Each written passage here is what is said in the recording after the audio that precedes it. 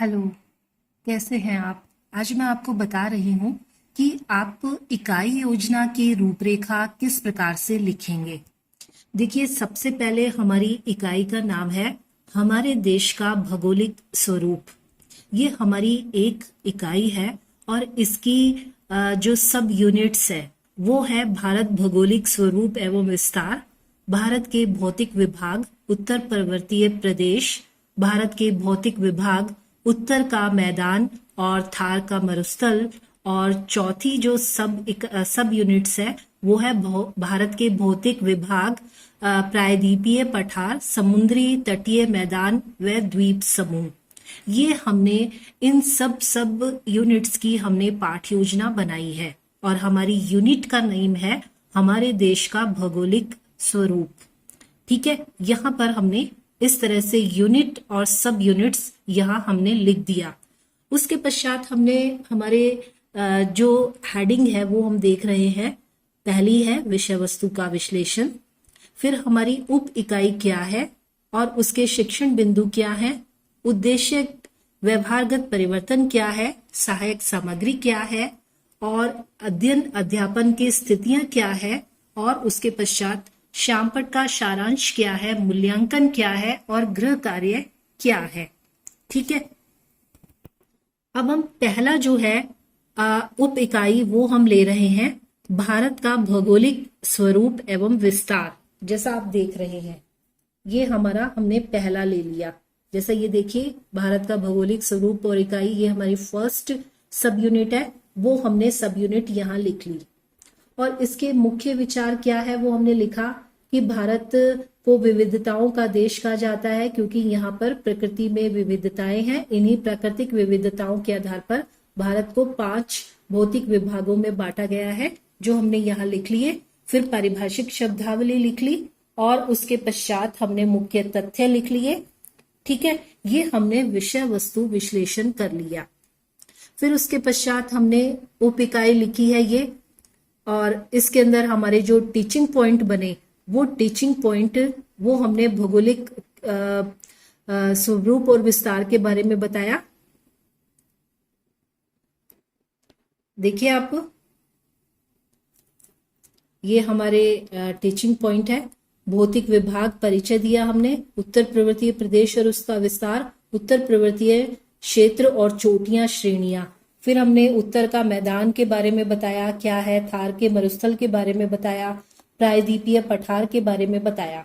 ठीक है, ये हमने यहाँ पर जो उप इकाई है उसके शिक्षण बिंदु लिख लिए। और फिर उद्देश्य जो व्यवहारगत परिवर्तन है वो हमने यहाँ पर लिख लिए।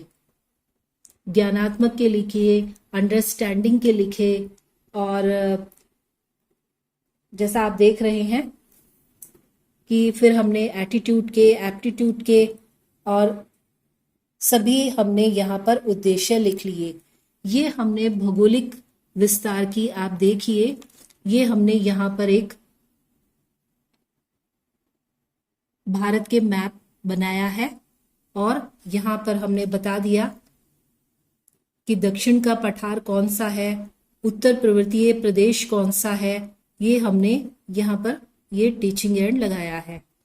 फिर उसके पश्चात अध्ययन अध्यापन की स्थितियां, कि छात्राध्यापिका कक्षा में प्रवेश करेगी और शामपट पूर्तियां करेगी, प्रस्तावना प्रश्न पूछेगी, उद्देश्य कथन कहेगी, प्रकरण लिखेगी और विकासात्मक के द्वारा प्रश्नों के द्वारा पाठ का विकास करेगी, चार्ट और मानचित्र का प्रयोग करेगी, मुख्य बिंदु लिखेगी और समय समय पर विद्यार्थियों को पुनर्बलन देगी और आवश्यकता अनुसार बोध प्रश्न करेगी।